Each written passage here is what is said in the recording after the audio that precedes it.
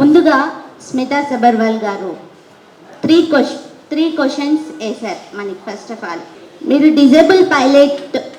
డిజేబుల్ని ఒక పైలట్గా రిక్రూట్ చేసుకుంటారా అని అడిగారు. దానికి మన ఇండియా వాళ్ళు ఇంకా పైలట్గా రిక్రూట్ చేసుకోవడానికి అవకాశాలు ఇంకా డోర్స్ ఓపెన్ అవ్వలేదు. కానీ అదర్ కంట్రీస్లో చాలా సక్సెస్ఫుల్గా పైలట్స్గా రాణిస్తున్న వాళ్ళు ఒక ముగ్గురుని నేను మీకు పరిచయం చేస్తాను, ఎందుకంటే ఇది స్మితా మేడంకి తెలియాలి.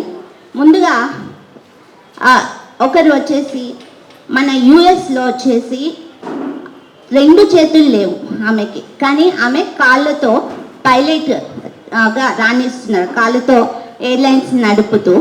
అది కూడా ఆమె 2008 నుంచి కూడా పైలట్గా తను రాణిస్తూ ఉన్నారు. ఇంకొకరు సింగిల్ లెగ్, పూర్తిగా అతనికి లెగ్ లేదు, పెద్ద పెద్ద ఎయిర్లైన్స్ కంపెనీకి సిఇఓగా వర్క్ చేస్తూ పైలట్గా కూడా రాణిస్తున్నారు. కేవలం 14 ఏళ్ళ వయసులో ఇంకొక అబ్బాయి పైలట్గా తను లైసెన్స్ తీసుకున్నాడు. ఇక చెప్పుకుంటూ పోతే ఎంతోమంది సర్జన్స్ ఇండియాలోను అవుట్ ఆఫ్ కంట్రీస్లో కూడా సర్జన్స్గా రాణిస్తూ ఉన్నారు. ఇక ఐఏఎస్లకి మనకి కొదవే లేదు. డిజేబుల్ అక్క గత 10 ఏళ్లలో అండ్ ఫార్మర్ ఐఏఎస్గా ఉండి 12 సంవత్సరాలు సర్వీసెస్ ఇచ్చి ఈ 10 ఏళ్లలో కూడా కొన్ని వందల మందిని ఐఏఎస్లుగా తయారు చేసింది, అదే వీల్ చైర్లో ఉండి. మీరు క్యాపబిలిటీస్ గురించి మాట్లాడుతున్నారు, మరి క్యాపబిలిటీస్లోని మనం చూసుకున్నాం. ఇంత వీల్ చైర్లో ఉండి 24 గంటలు పని చేస్తూ మాకు ఎంత పెయిన్ ఉంటుందంటే బాడీలో మీకు ఎవరికి తెలియదు. మాకు ఫిజికల్గా మాకు ఎంత స్ట్రెయిన్ ఉంటుంది ఈ పోలియోనో లేకపోతే డిఫరెంట్ డిసేబిలిటీస్ వల్ల. కానీ ఏ రోజు కూడా మేము ఆ పెయిన్ని అనేది మా మైండ్లోకి రానివ్వం. మేము ఏదో ఒకటి సాధించాలి, నలుగురికి ఆదర్శంగా ఉండాలి, మేము ఇలా ఉన్నామని ఎవరు కూడా మమ్మల్ని ఆ దృష్టితో చూడకూడదు అని చెప్పేసి మేము ఎన్నో విజయాలు సాధిస్తున్నాం. అయినప్పటికీ ఇంకా మమ్మల్ని గుర్తించండి మాకు అది అని చెప్పేసి ఇంకా మేము అడుక్కోవాల్సి వస్తుంది. ఇక ఇది ఎందుకు అంటే లెక్కలు లేనితనం చెప్పాలండి. మన ప్రభుత్వం ఏదైనా కానీ ఒక దామాషా పద్ధతిలో రిజర్వేషన్స్ ఇవన్నిటిని కల్పిస్తుంది. ఆమె అడిగిన 3వ క్వశ్చన్ కోటా ఎందుకు అని. ఎంత కోటా ఇచ్చారు మేడం మేము అడుగుతున్నాం. 1995లో మాకు మొదటి చట్టం వస్తే 99లో 3% రిజర్వేషన్ అన్ని శాఖల్లోనూ కల్పించాలని కోరారు. దాన్ని 2016 చట్టంకి 5% పెంచుతూ వచ్చారు. అది కూడా ఈ కోటా కింద జస్ట్ ప్రతి కేటగిరీ కూడా కాదండి, 21 కేటగిరీస్ కాదు, ఒక 5-6 కేటగిరీస్లో కేవలం 1% రిజర్వేషన్ అనేది ఉంది.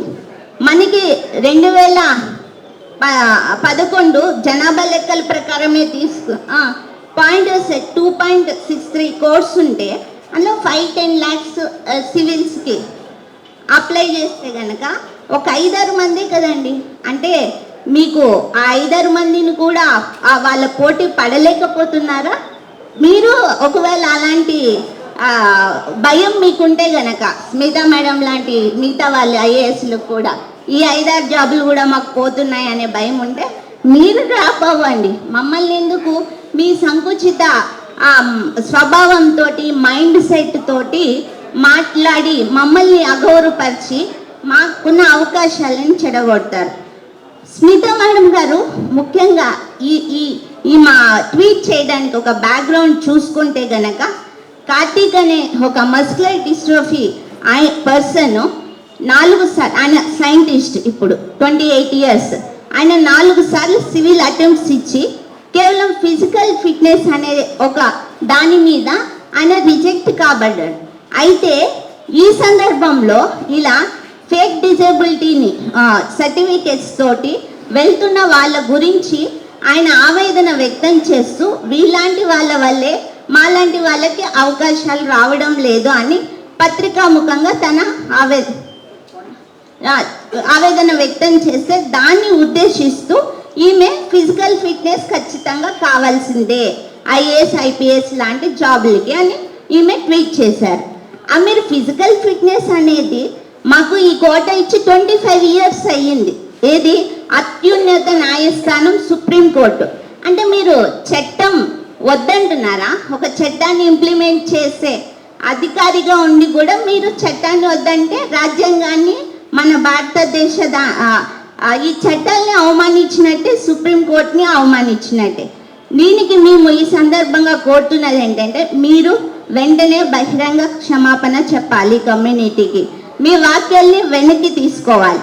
లేదు అంటే గనక మేము పరువు నష్టం దావా వేసి మీ మీద ఖచ్చితంగా పోరాటం చేస్తాము.